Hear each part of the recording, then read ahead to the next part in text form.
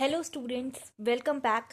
तो आज की वीडियो किसी भी पर्टिकुलर टॉपिक को लेकर टॉपिक का एक्सप्लेनेशन नहीं है।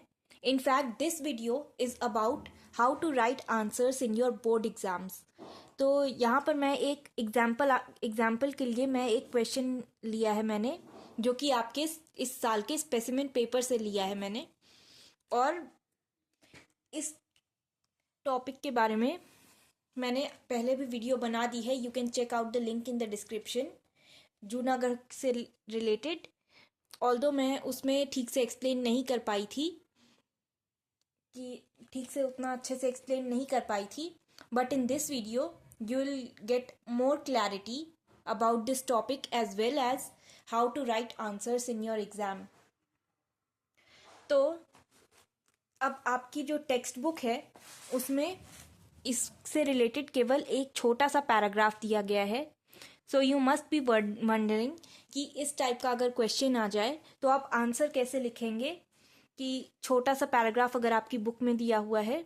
तो इसके लिए आपको थोड़ी सी एडिशनल इन्फॉर्मेशन कुछ टॉपिक्स को लेकर गैदर करनी पड़ेगी, जितना आपके सिलेबस में दिया गया है।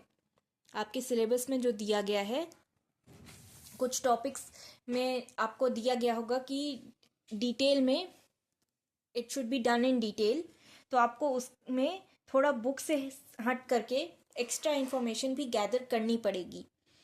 अब जैसे ये क्वेश्चन है, state any 4 circumstances that led to the fulfilment of the wishes of the people of Junagadh and its eventual accession of the Indian union. तो इसमें आपको बताना है कि कैसे लोगों की इंडियन यूनियन ज्वाइन करने की विशेस पूरी हुई जूनागढ़ के लोगों की। इसमें सबसे पहले आप क्या करेंगे, सबसे पहला पॉइंट कैसा हो सकता है कि आप ये एक्सप्लेन कर सकते हैं that princely states were given the freedom to choose to stay independent और ज्वाइन ईदर इंडिया और Pakistan and the decision was up to the ruler. तो आप पहले ये बता सकते हैं कि प्रिंसली स्टेट्स को ये फ्रीडम दी गई थी कि वो या तो इंडिपेंडेंट रह सकते हैं या इंडिया पाकिस्तान में से कोई भी स्टेट, कोई भी नेशन ज्वाइन कर सकते हैं। और लेकिन इसका डिसीजन, ये पॉइंट है, ये इम्पॉर्टेंट पॉइंट है कि इसका डिसीजन रूलर पर डिपेंड करता था and not to the people. उन लोगों पर, वहाँ रहने वाले लोगों पर नहीं, वहाँ के रूलर पर डिपेंड करता था। ये एक कैच था इस डिसीजन में। अब the Hindu majority princely state of Junagadh was ruled by a Muslim nawab Mahabat Khan.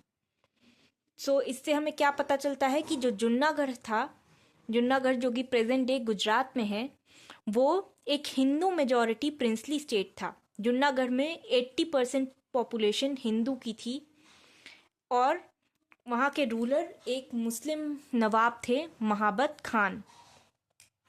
अब मेजॉरिटी पॉपुलेशन की ऑब्वियसली विश रहेगी कि इंडिया ज्वाइन करें। मेजॉरिटी पॉपुलेशन चाहती थी कि इंडिया ज्वाइन करें हम, लेकिन महाबत जो नवाब थे, नवाब की विश थी कि वो पाकिस्तान ज्वाइन करें। So he wanted to join Pakistan, जिसकी वजह से लोगों ने नवाब को के इस डिसीजन को अपोज किया।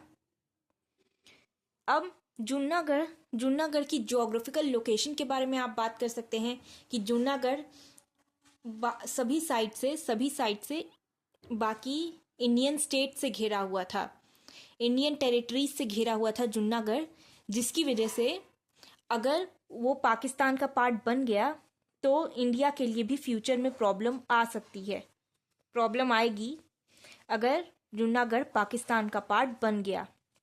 Junagadh was surrounded by Indian territory. The accession to Pakistan would create a challenge for India. तो लोकेशन का चैलेंज बन जाएगा, बिकॉज पाकिस्तान के जो लोग होंगे, अगर एक पूरे हर चारों तरफ से सराउंडेड, इंडियन टेरिटरी से सराउंडेड एक जगह पाकिस्तान को मिल गई, ये आगे चलकर इंडिया के लिए प्रॉब्लम क्रिएट कर सकता है। अब लोगों के ऑपोजिशन की वजह से, due to opposition by the people, the nawab fled to Pakistan in 1948। अब आप धीरे धीरे करके टर्न ऑफ इवेंट्स के बारे में डिस्कस करोगे कि नवाब ने पहले डिसाइड किया कि पाकिस्तान ज्वाइन करेंगे। नवाब ने पहले डिसाइड किया कि पाकिस्तान ज्वाइन करेंगे और उसके बाद लोगों ने इस डिसीजन को अपोज किया। नवाब के खिलाफ गए लोग, अनरेस्ट क्रिएट हुआ लोगों के बीच और उसके बाद नवाब लोगों के डर से, लोगों के ऑपोजिशन की वजह से ही फ्लेड टू पाकिस्तान इन 1948। अब जुन्नागढ़ के लोगों की रिक्वेस्ट पर वहाँ के एडमिनिस्ट्रेशन का चार्ज ले लिया इंडियन गवर्नमेंट ने एंड